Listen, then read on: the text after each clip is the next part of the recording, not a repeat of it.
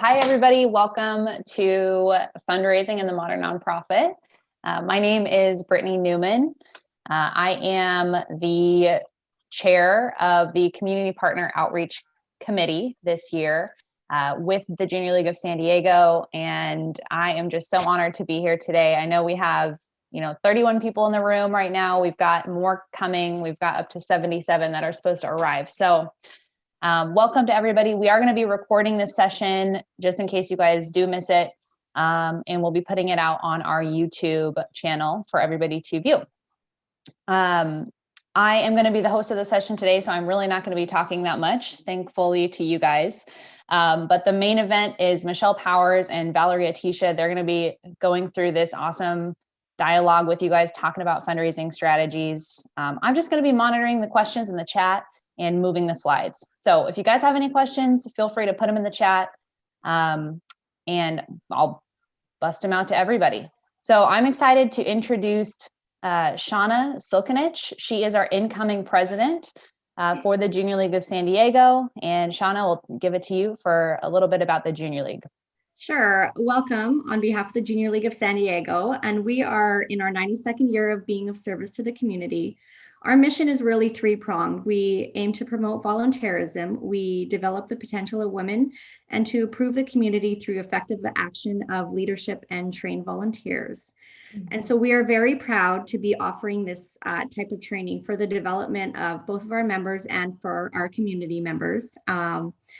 And we are very proud to have this training brought to you and put on by our very own Junior League members. So I am thrilled to introduce two amazing Junior League members who are taking their time to share their expertise with you today. You can go on to the next slide. So I want to introduce you to Valerie and Michelle. Valerie Attisha has 20 plus years as a philanthropic leader at institutions such as the San Diego Foundation, the University of San Diego, and Voices for Children. And currently she serves as a nonprofit consultant to several organizations in San Diego.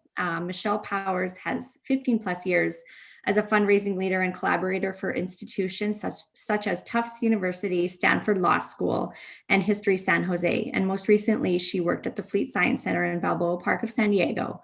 And so we are thrilled to have them as Junior League members, and we are thrilled to present them to you today. So welcome, and thank you for taking your time. Thank you so much to everybody for being here today. Michelle and I are really honored that you decided to spend your hour with us today, and thrilled that you took a part of your day to actually be with us. We are going to go through this presentation. It's going to be about an hour. There will be plenty of time for Q&A. But this is really part one of our, what we hope will be a more permanent series for the Junior League. It's Fundraising in the Modern Nonprofit, preparing for calendar year end and effective annual giving strategies. As I mentioned, that this is the first time that the Junior League has put on this kind of a seminar event, and this is the first one, and we really hope that there will be other series, and we're hoping to plan them in spring of 2021.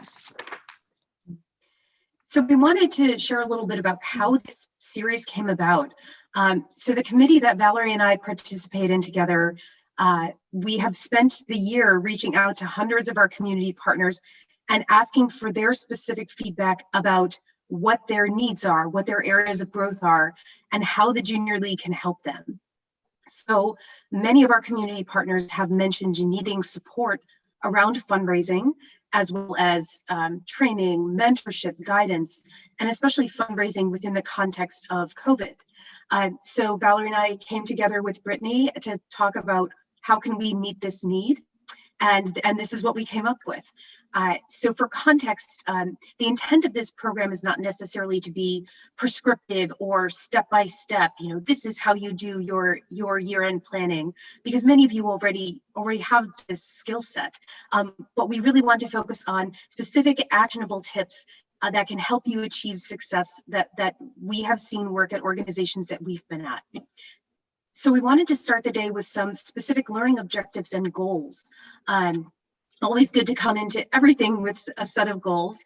So today, what we're hoping to learn together is some strategies for building out your multi-pronged solicitation approach, thinking about how to thoughtfully refine your fundraising messaging, and thinking about actionable ways to improve those year-end results. So we wanted to make this session a bit more interactive rather than having you just listen to Michelle and I for the entire session. So we wanted to take this opportunity to check in and sort of ask a poll question, which we're asking that you please write your answers in the chat box. In one word, how are you feeling? How would you describe your organization's year-end giving at this time? Be really honest.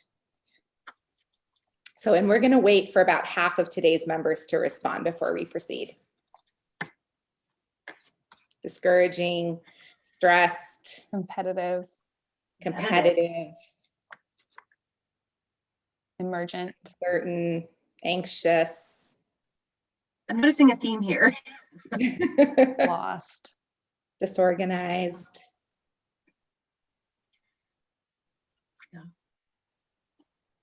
A lot of uncertainty. So we have been there. Every year we've been there. And we absolutely know what you're feeling. It's daunting, it's uncertain, it's overwhelming, it's competitive. And we completely understand how you're feeling, because both Michelle and I, in our many years of experience, have been in very small organizations where we have been the only fundraiser, the only development director, and have had to take on sort of a multitude of tasks. And then we've been in sort of big shops where there have been a number of different fundraisers and everybody's got a different piece of the pie.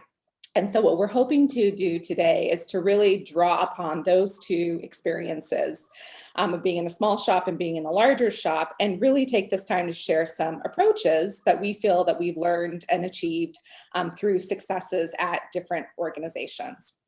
So the first step, and this will be the next slide, is really clarifying your story and what is your story, because storytelling matters.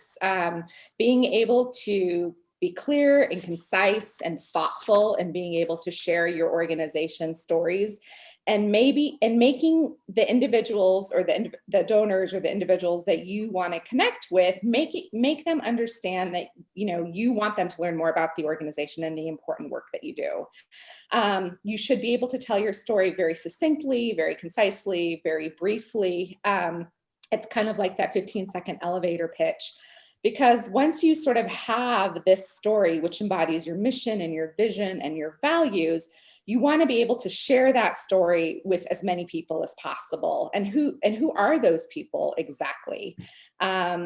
So those people are your ambassadors. They are people who are so deeply connected to your organization on so many levels. They could be board members, they could be donors, they could be your colleagues, your staff members, they could be the clients you serve, and they could be so many people around the community. But it's really important to be able to effectively and clearly articulate your message to your ambassadors. And then part of that is also because there might be organizations in the community that are doing exactly the same work that you're doing. And so how do you differentiate yourself from other organizations doing the same work? What makes you unique? What makes you different? And there's this wonderful quote that we found that says, nonprofits tend to be apologetic when calling on a donor or making an ask, when now is the time to stand boldly and demonstrate how the needs we meet as a sector are profound. People give to us, people give to our organizations because we meet the needs, not because we have needs. So it's important to really show it. One of the stories that I'd like to share with you is when I was at the university. I'd been working with a donor for several years. She and I had developed a really good relationship, and over the course of the year, the course of our time together, I'd really been able to share with her like the mission and vision and values of the university, what we were sort of hoping to do, because we were embarking upon a strategic plan. And in the course of conversation one day, she mentioned how much she really loved the theater, and how she was a subscriber to different organizations in town. And what she really wanted to do was to make sure that students at the university had access to good theater space so that they could perform and to learn about, the background of theater, because as she and I have shared on many occasions, theater skills are life skills. The ability to speak boldly and off the cuff to a lot of different people is really a skill and talent. So I ended up calling her and inviting her to lunch. And in the course of conversation, I started sharing with her our very dilapidated theater space. It was old, it was run down, it certainly wasn't safe. And I wanted to ask her sort of, if this is something that she'd be sort of interested in learning more about. And in the course of our conversation, and as I'm sharing with her what we want to do with the theater and what it would mean to have this kind of renovated theater, she asked if I would walk her down and show her the space. And I will say that when we walked into the room, she was appalled, to say the least. She couldn't believe that this was a world-class institution and we had a theater space that looked like this. And so she sort of said, like, well, let me think about it. I followed up with a personal note. I made a call to her. I didn't hear back from her. And a month later, or a few weeks later, a check in my mailbox arrived for $500,000 and said, this is the gift that I want to be able to give you to be able to renovate and transform your theater space to students. And so it's really about, and I share that story because it's a long story, trying to be in a very concise way, but it's really about sharing what your mission, vision, and values are, and identifying how a donor can possibly connect with that story, with that value. Love that. Love that tip. So the next item we wanted to talk about was the notion of inspiring your team of fundraisers. So really asking yourself, as we come to year end, who are the key stakeholders who are invested in the success of your campaign? And really putting in the preliminary work to understand the role that each of them can play in fundraising. Because if someone is truly one of your stakeholders, then they will play a role in fundraising. One of my favorite stereotypes to break apart is the notion that the only person who does the fundraising is the development director. No, sir, no, ma'am, no. Fundraising is a group activity. We want everyone on your team involved and invested in the success of your fundraising. So as you look toward the end of the year, the questions you might ask yourself are, who else besides our staff is involved in the fundraising process? What board members can we enroll in this who are going to help us drive to actionable results? What volunteers can play a role? Do we have other committees that can play a role? Who are your ambassadors who are going to help forward your mission and talk to everyone in the community about who you are, what you do, and the value that you are adding? So the more ambassadors you have, the more power your organization has and the more your message gets out there. So I would encourage you all to think creatively about the ways your ambassadors can help with fundraising. I acknowledge fully there are some folks who may not be comfortable making a direct ask. And to be frank, there are some people who shouldn't make that direct ask for one reason or another, just being realistic. But can some of those ambassadors email all of their friends and make an indirect ask for support? Can they post on your social media? Can they send your newsletters to other people? Can they introduce you to people that they know of that they're not comfortable asking but are willing to connect you? There are 1,000 ways you can enroll people with your organization, and you need all those ambassadors out there to be excited about the work you're doing and to tell everyone they've ever met about you and the work that you're doing. So one example that I'll give is it's just an acknowledgement of how oftentimes your best ambassadors may not be your wealthiest donors at all. One of my favorite volunteers that I've ever had was at a smaller organization a number of years ago. He was one of our committee members, one of our community committee members. He was not a millionaire by any stretch, but he was a relentless networker and friend raiser. So this is someone, he was in his 90s at the time. So he's about 97 or 98 now. And he was someone who just was relentless about reaching out to people in his network on our behalf, on behalf of our organization and our shared vision. It wasn't about the depth of his own pockets. It was about him going to his friends, connecting with other people in Rotary, and being unafraid to write people handwritten letters, to pick up the phone and call people just to talk about our organization. And again, he wasn't out there making huge asks, but he was spreading the word about our organization, the work we were doing, and the value that we were providing to our community. So he was someone who we worked to inspire to become one of the strongest members of our bench and a key stakeholder. And in turn, he then inspired many others, including all of our other committee members, some of our board members, and other community stakeholders. So finding ways to inspire those folks to become your best advocates will get you that much closer to your goal. And Michelle is really spot on about identifying your ambassadors, because those people are really closer to you than you think. And part of that, and as Michelle definitely alluded to this, is there's this perception, right, that it should be the development director or the chief development officer who should be asking for a gift, or even the CEO. But a lot of times it's really not about the title or the position that somebody holds. It's really about the connection and the relationship that a particular person has really built with a donor. So I have been in a situation where I have established really good relationships with donors, and they don't know the person who is my boss. And so when it came time to make the ask, it was me that was making the ask and not necessarily my boss, though she or he, depending on where I worked, were very much a part of the conversation. And I've also been in a situation where I had an assistant who had developed, because of just sheer phone tagging, had developed a really good relationship with one of our donors, and they would spend quite a bit of time on the phone. And so when it came time to be able to ask for a gift, I brought her into the conversation and brought her to lunch and made sure that she was very much a part of that ask. But there's also sort of a perception that it's really the development department or the executive director who's really identifying people.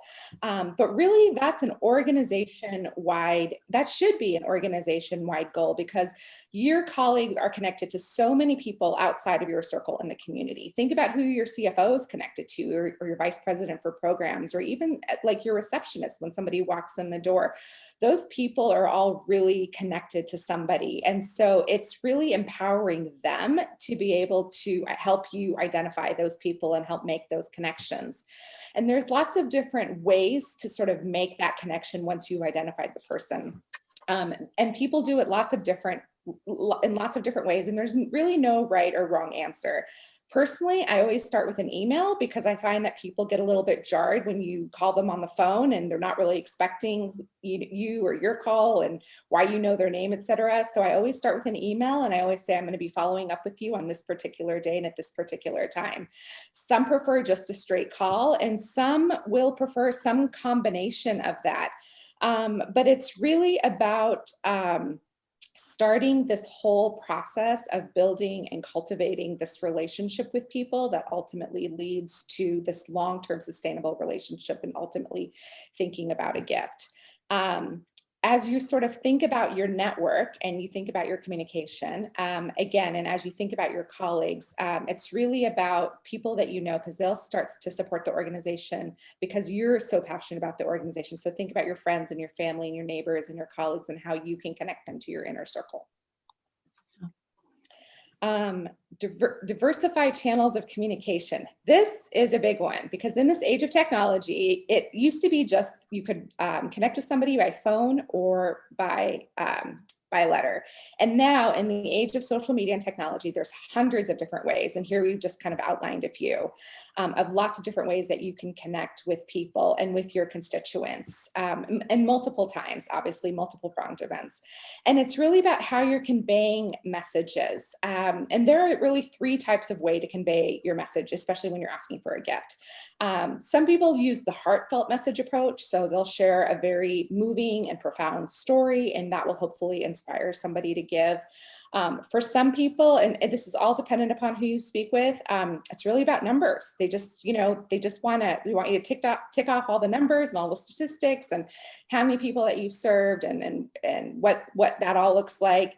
And then for others, it's really about outcomes, like what were you able to do as a result of serving all these people? What happened as a result of serving all these people? So it's really kind of personalizing that sort of approach to every single person, but also once it's all over, you're not done. But how do you measure that? How do you go about measuring the success that you've had and personalizing those relationships? So the other piece of this is, of course, is once you've got the messaging and you know what you want to say to which donor, what delivery channels are you going to use to communicate? There are countless options available, and the reality is that the rate of success increases exponentially when you use a multitude of different channels. I think many years ago, people got sent a letter and that was it. And the reality is that, everyone is just drowning in information day in, day out, especially now. I've literally gotten more mail in the last month than I've gotten in the last year combined. So we're also thinking about that within the context of standing out as we get to our calendar year end.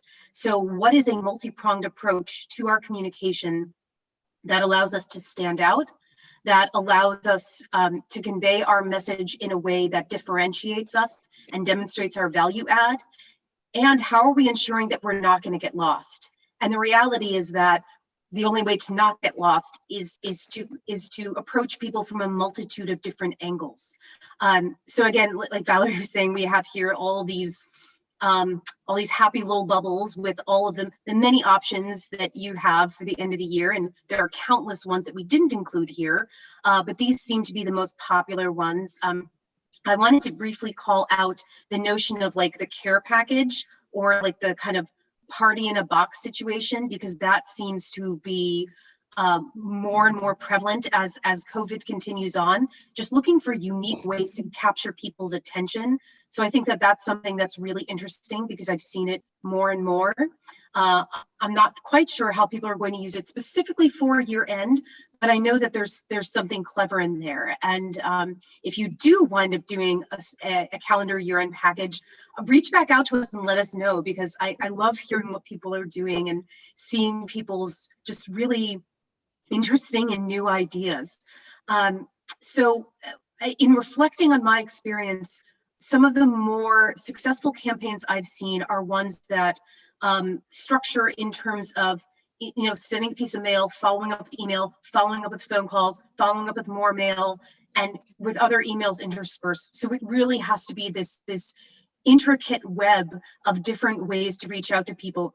And of course, while acknowledging that every other organization is doing this too, and wanting to ensure that you're not, in the words of a former colleague of mine, that you're not playing whack-a-mole with people and hitting them over the head with a million different forms of outreach. And you want to ensure that that outreach is sincere and coming from a place of really wanting to demonstrate, again, the value that your organization is bringing to the community, and in the way they want to hear it. So lots and lots of options there to consider. And I guess the piece of advice here is that don't be constrained by one or two channels alone. There are countless other ways to get in touch with people, and other ways to kind of prime for that ask. I've worked at a number of organizations that would send Thanksgiving cards. So a gratitude card around Thanksgiving, and then the next communication that person would receive was an ask. But at least the giving season started off with a message of gratitude. And we found that to be really quite successful. So that's something that I highly recommend. And nowadays with things like paperless post, man, you can come up with the cutest cards ever and send it to as many people as you want. So I don't know, just really thinking through what you want your approach to be, and based on your donor demographics, what are they going to hear? What is going to work for them? Right. And Michelle is just really spot on. The gratitude card, I know we started instituting that a few years ago when I was at the university. It went such a long way, because people were so glad to be thanked and thanked by a multitude of people. And to kind of piggyback on that, one of the things that we also did was, and it sounds utterly cheesy, is that we sent Valentine's Day cards, sort of sharing with our donors how much we really loved and appreciated them. And the first year we did it, people, I think, were a little taken aback by it, but then I think they realized it came from a very sincere place and there wasn't an ask associated with it. It was just a sheer thanks and gratitude, and it had a personalized message from a couple of different people in the office. And that really went far, and we saw gifts sort of coming in as a result without even having to make that ask. So.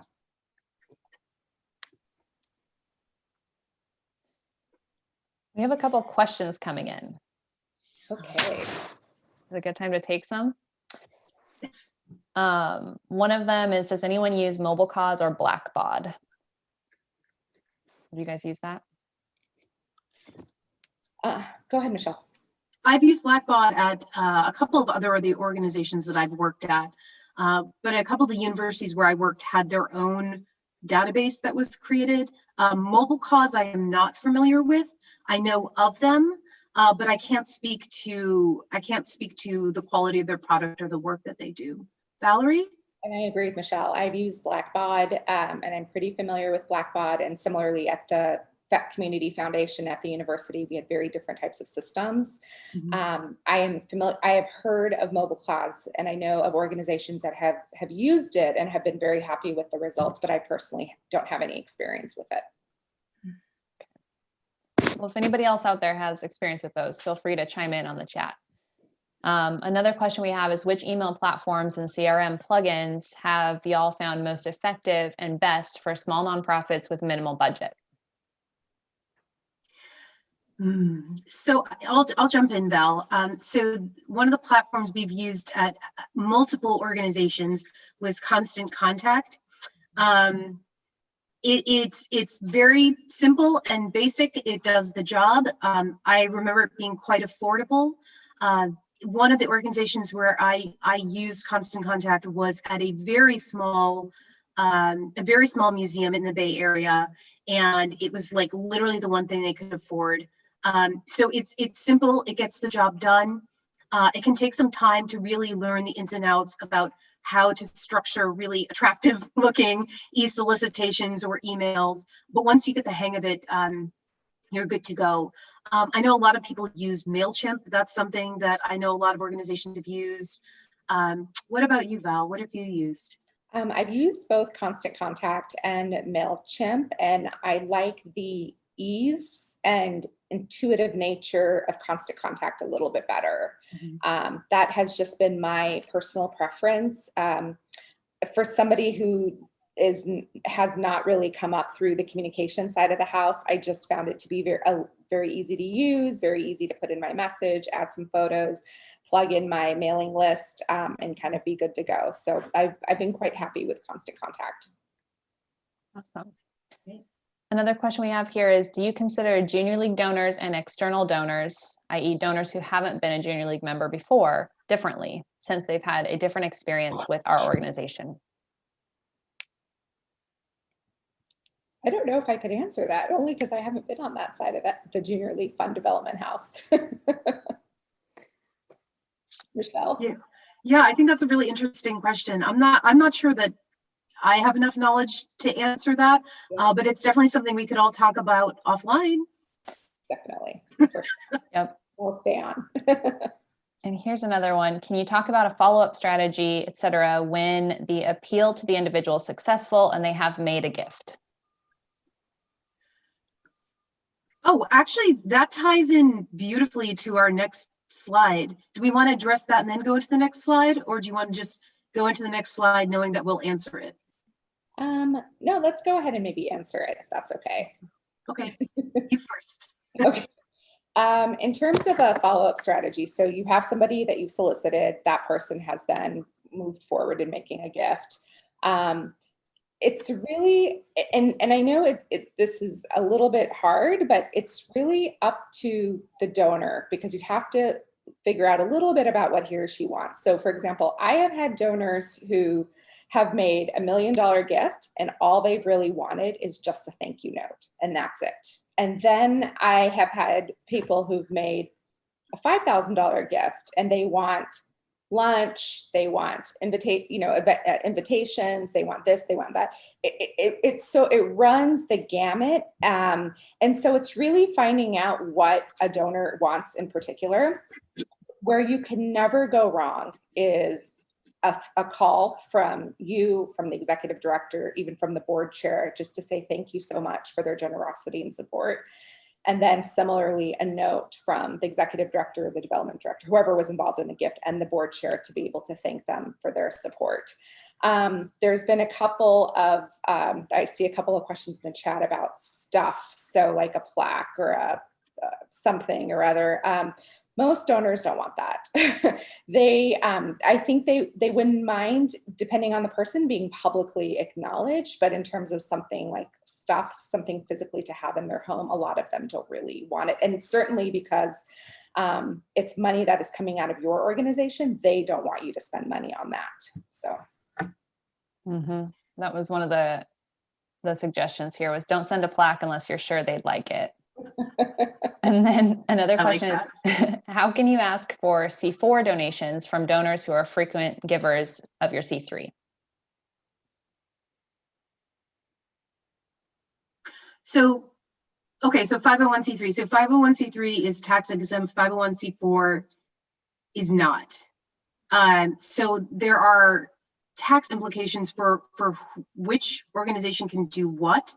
I'm sorry to say I've only worked for 501c3, so I'm really not the right person to answer that question. Val, do you have any insight here? I think Janine, and I think if I understand your question correctly, and please tell us if we don't, you're essentially asking if somebody makes a donation in one quarter.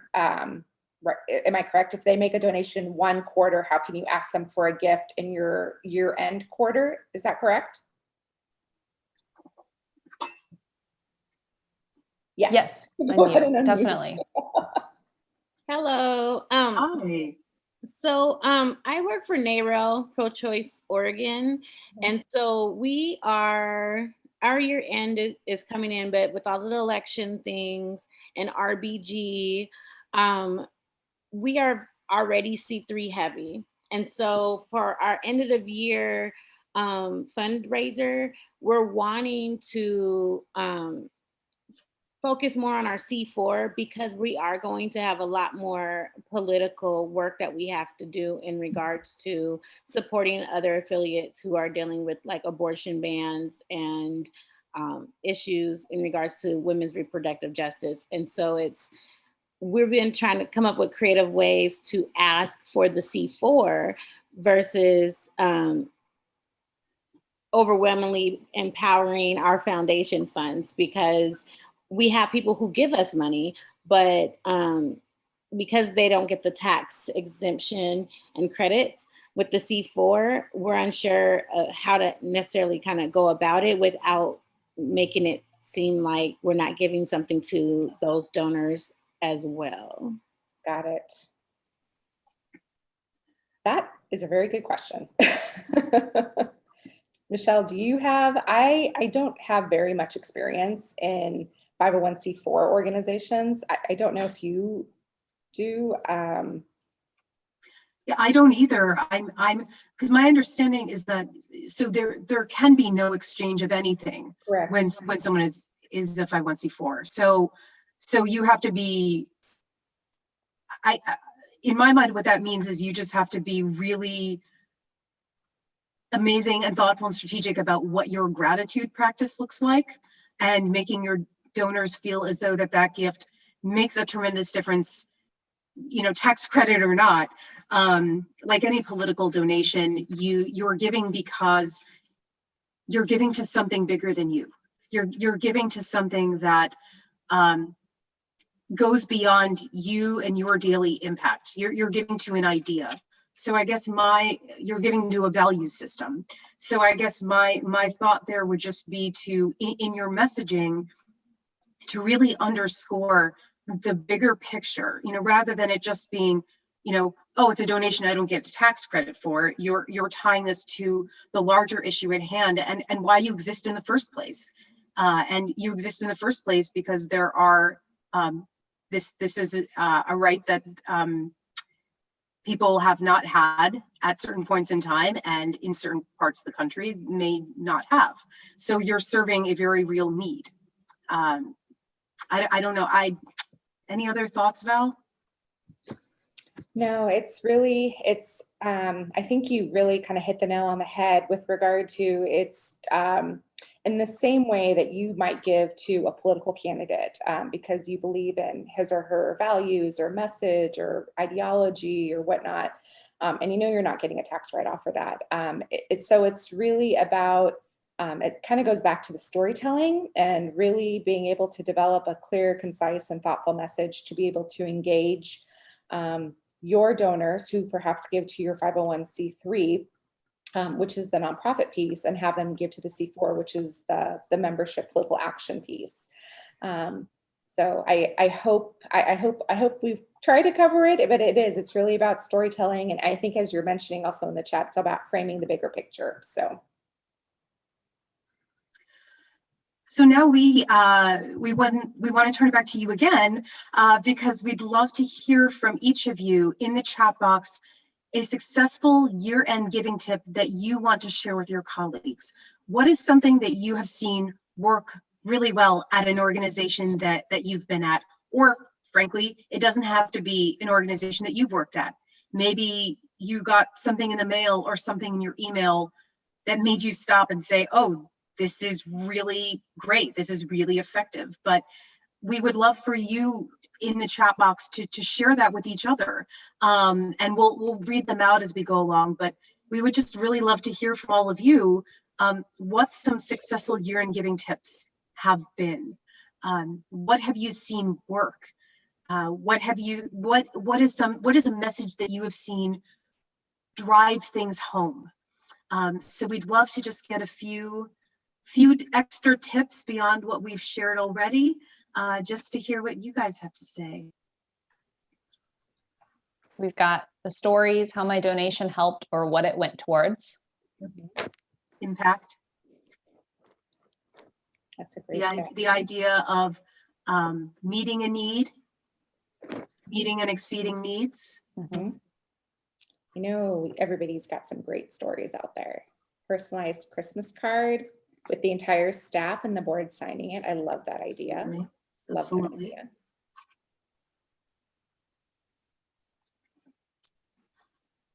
That was it. That's all. That worked. Just kidding. One of the things that that I did when I worked at the university, we had a fund that was essentially a discretionary fund that we raised money for. So it was a fund that was directly attached to the dean of the school at which I worked, and we would raise money for lots of different types of things. So whatever amount of money we raised, whether it was $50,000 or $500,000, discretionary has a very strange connotation, right? The whole idea is that it could be used for anything and everything under the sun, and you just wouldn't know what it would be used for.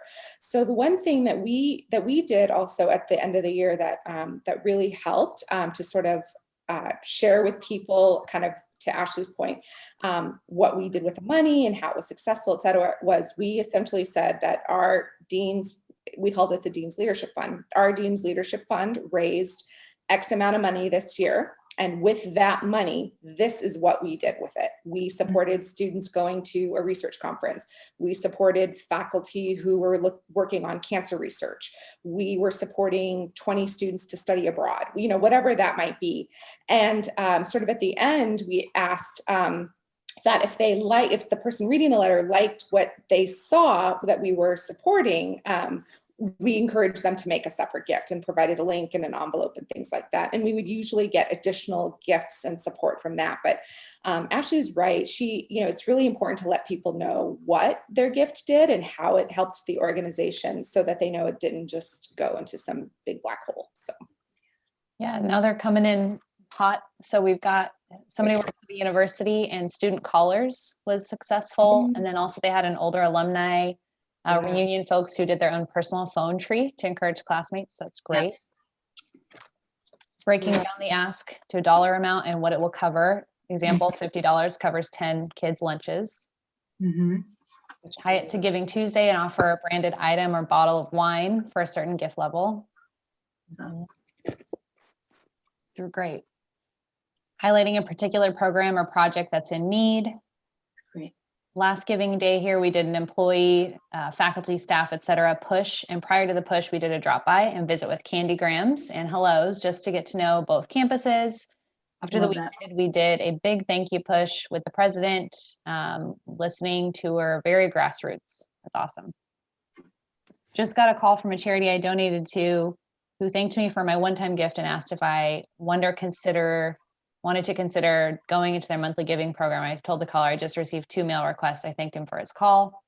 And then when I was at the United Way, breaking down to a dollar amount was super helpful. $52, $1 a week is an entire literacy kit for a kindergarten class.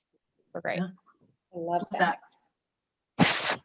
So again, more specifics about the organization's value add, more specifics about the need you are meeting as opposed to the need you have. Some really, really good examples there. So then, of course, we wanted to sort of wrap this in a package of gratitude. This is probably one of our favorite topics, Valerie and I, is the notion of gratitude and stewardship within the context of fundraising. In San Diego County, there are over 11,000 registered nonprofits. That is a lot. So the reality is that donors can give anywhere to any number of organizations, anytime. So how do we ensure that we are thanking and acknowledging our donors in a unique way, in a personalized way, to ensure that they're keeping your organization at the top of their mind? And I have to say that the reason this became one of our tips today is because I think everyone in this room, everyone in this Zoom room is familiar with organizations that frankly don't do as good of a job with gratitude and stewardship. There are plenty of organizations that I've donated to over the last year who, I give a gift, they send the automated email thank you, and that's it. And the only thing I hear from them is more asks again and again. Nothing about where the funds are going, no kind of additional thank you, no real stewardship. Just there's one organization that I gave to this summer where they literally emailed me and asked every 2 or 3 days. And I finally had to say, unsubscribe, because it just felt like I was being pulled on. And when you're somebody who's done this work for over 15 years and you're the one unsubscribing, you can probably bet that a lot of other people are too. So we want to make sure that all of you are leading with gratitude and leading with stewardship in mind. So I guess the question I have for everyone is to really think about what your recognition campaign looks like. And I specifically use the words recognition campaign because it's something that not every organization does, but in much the same way that you want a development plan and a year-end strategy, so too you should have a recognition campaign. How are you thanking donors in the most personalized way possible? How can you use that thank you to connect donors more personally to your mission? Who are the thank yous coming from? How can you thank them more than once, and thank them in different ways? One of the things that I love to do, and I've done this at a lot of organizations, is especially for year-end campaigns, I get on the phone, I call every single person, depending on the size of the organization, try to call every single person who gives, whether that gift is $25 or $25,000, but each one of them gets a personalized call, whether it's from me, whether it's from our director, whether it's from a board member, but that extra layer of gratitude in addition to their tax letter, in addition to a thank you card. But how can we really distinguish ourselves from a gratitude perspective?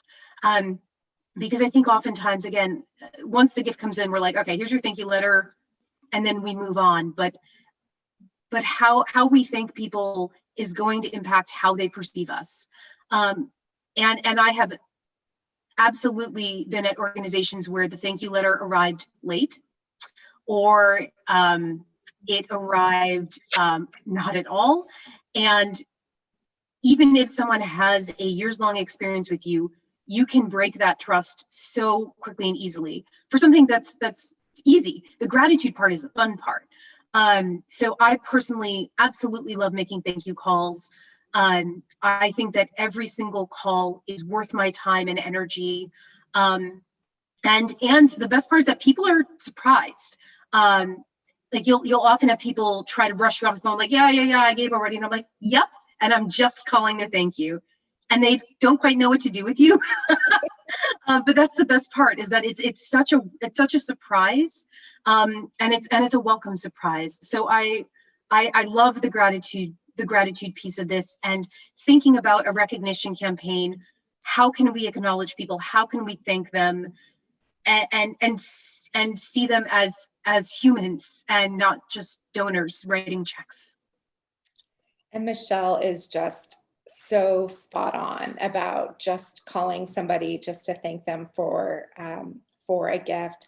One of the things that I thought was really helpful, so this was something that I instituted at a nonprofit, and so I was very surprised when this actually happened to me as a donor. So when I was at the university, I would actually track when people made multi-year gifts. So somebody who'd made a gift every year for 5 years, somebody who'd made a gift every year for 10 years, a first-time gift. So I would always call a first-time giver, and because that's of course the start of a relationship. Thank you so much for your gift. What inspired you to make your gift? You know, can I answer any questions, etc. Similarly, calling somebody who's given every single year for 10 years, just to say thank you for being consistent and supportive supporters of the organization. So interestingly enough, that just happened to me. So there's an organization that I have, my husband and I have contributed to every year for the last 10 years. We're very passionate about this particular organization.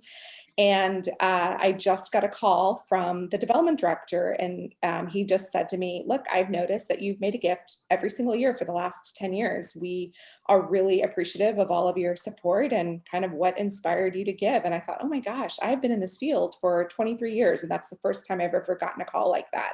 So it's really about acknowledging your long-term supporters and acknowledging your first-time givers, because now that the campaign's over and your donors are like, you're thanking your donors and your dollars are counted, it's all about stewardship, because it's not just about getting one gift.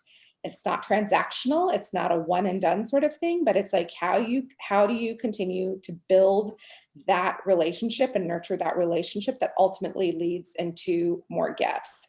And part of that is really creating a tiered stewardship system, because my guess is that you don't have enough time, energy, or money or staff to be able to do the exact same thing for every single donor every single time. So what is it that you can do? And so maybe you're tiering it based on number of gifts that somebody gives. Maybe it's based on the amount that somebody gives. Maybe it's based on the relationship that that person has with your organization. But really sort of creating a process. So if somebody makes $1,000 gift, these are the 5 things that you're going to do to acknowledge them. If somebody gives $100 gift, these are the 5 things that you're going to do to acknowledge them. And what's absolutely critical is doing it in a timely manner, because nobody wants to be thanked for their gift 6 months later, and nobody wants to receive a thank you for their gift 6 months later. It's really trying to kind of set aside a little block of time every single week to make those calls and to write those notes. And part of that is really also because donors come to us in different ways through our ambassadors.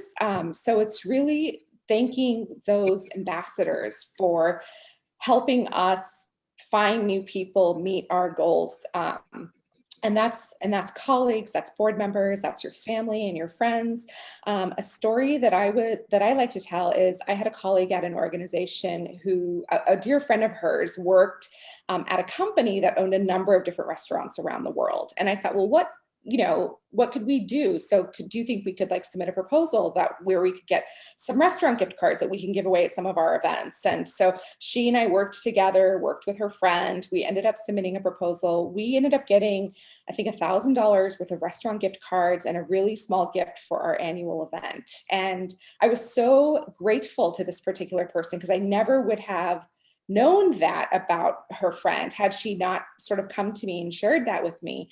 So as a result, I made sure to acknowledge her at a staff meeting. I wrote her a personal note. And then one morning I brought her and I talked to all of the colleagues who kind of work in her vicinity and said, what is her favorite cup of coffee? And I brought in a cup of coffee.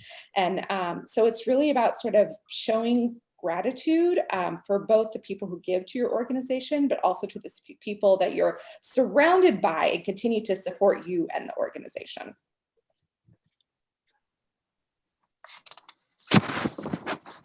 You got it. Awesome. We have a question. Yeah, we have a question by Emily. What platform or CRM do you all use to track donor outreach? So I think we talked a little about that before. We had mentioned Blackbaud, Donor Perfect. I've used a couple of times. Val, any that you found to be particularly helpful? I'm so embarrassed to admit this, but I use an Excel spreadsheet. So Wow. I will input all of my information and contacts as they occur in the database. But in terms of what's helpful for me to be able to just track where I'm at, an Excel spreadsheet. Wow. Awesome. I know a lot. It's so 90s. Yeah, I was gonna say it's 1995 is back. Okay, like it's the 90s are trendy again. I also know a lot of organizations have really been enjoying Salesforce. Renee just mentioned Salesforce. Yes, Renee's reading my mind. And I've heard a lot of good things about it. And I'm also cognizant that it is can be quite costly. Renee. So it's certainly worth looking into. I think the most important thing is knowing that no database is going to do every single thing you want. I worked at a university where the database was literally created by and for the university. They're the only people who have that database. They have an entire gigantic team of people whose only job it is to continue to refine that database, create new reports, create new systems, and everyone still hated it. So, I guess from my perspective, most CRMs do a lot of the same things. So I would just continue to reach out to your colleagues and see what people think of one database or another, what works, what doesn't, weigh the pros and cons, and figure out first and foremost what your needs are and which CRM fits those needs. Here's a good one. Any general advice for someone who's trying to start a nonprofit from the ground up? This would be focused on outdoor fundraising events. I can jump in, Val. Yeah. I think aside from the basics of, filing any official paperwork you need to file, getting your ducks in a row in terms of your founding documents, your chartering. In addition to all of that, I would say the most important thing is to ensure from day one that you are adding tremendous value to your community, that you are doing things that nobody else is doing. Because if the nonprofit down the road has the same goals as you, then you're really going to be pulling at the same space. So value add, make sure you're doing something really, really unique, that you are serving a very specific community need, and to ensure that you are surrounding yourself with people who are willing to be your ambassadors, people who are willing to be your fundraisers. Because if fundraising is like pulling teeth from before day one, it's not going to get easier. So really just find those champions, bring them along with you, make them part of your process, and make them feel like they're part of this too. They're part of the founding team, and you can even call them that. They are your founding committee, your founding board members. And all of the excitement and joy that comes with that. Great advice. Yeah. And then we have just a suggestion. In Maine, we have a nonprofit or an organization called Maine Association of Nonprofits. It serves as an advisory and a space for nonprofits to come together and network, but also share resources. So perhaps there would be something like that in your area, Janice. Yeah, I mean, if you're in California, there's Cal Nonprofits. There's also, too, of course, CASE. the Council for Advancement and Support of Education. There's also two AFP, Association of Fundraising Professionals. There's so many acronyms, but really any New York. Okay, oh man, it's been 20 years since I've been there. So, I mean, AFP is always your best bet. I know AFP is pretty intense back east. So yeah, AFP is usually a pretty good resource. Yeah. Val, New York, any thoughts? I know that the New York Community Trust, which I believe is the community foundation in New York, does a great deal of work and capacity building with nonprofits. And so they would probably be an organization that I would look into first. Oh, that's great. Mm-hmm. We have a couple of other questions here. So thank you guys for everything. That's amazing. And we can definitely look into that New York market as well. So just in the interest of time, I think you guys want to. Sure.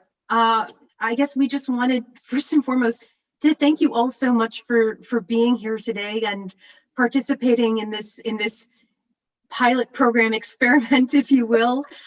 We really just wanted to find a creative way to support organizations that need support at this time, and to just offer another perspective.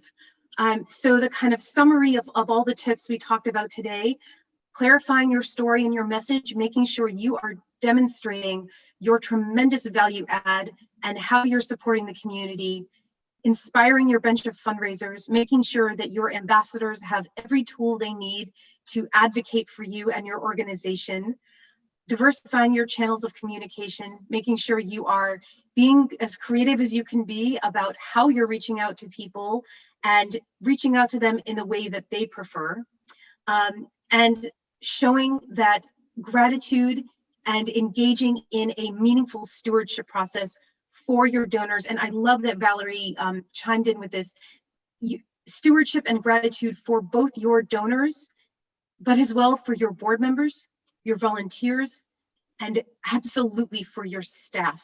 Mm-hmm. I highly recommend that every manager has a gratitude plan for their staff, because your staff are the people who are getting things done. They are in the weeds. They are working the early mornings. They are working the late nights. They are working the weekends. Valerie and I know we have been there. Yeah. We've been there in the weeds with all of you. And it's so important that people who are doing this work are recognized and appreciated. So we have our LinkedIn links up here with our glamorous headshots. Feel free to reach out to us on LinkedIn if you have any further questions. On behalf of the Junior League of San Diego, the Community Partner Outreach Committee, Brittany, Valerie, and myself, we want to thank you so much for being here. We hope you found this helpful. As we mentioned earlier, our next workshop will be held sometime in 2021, so keep an eye out for that. And we are wishing you a successful year-end giving season. Thank you so much. Thanks, everybody. Thank you, everybody. Thank you so much. Good job, Valerie. Hi, Christine. I told Jennifer, I'm like, you're not going to believe this. I'm on a class on Valerie's the presenter. But thanks, guys. It's good to see you. It's been so long. Bye. Bye.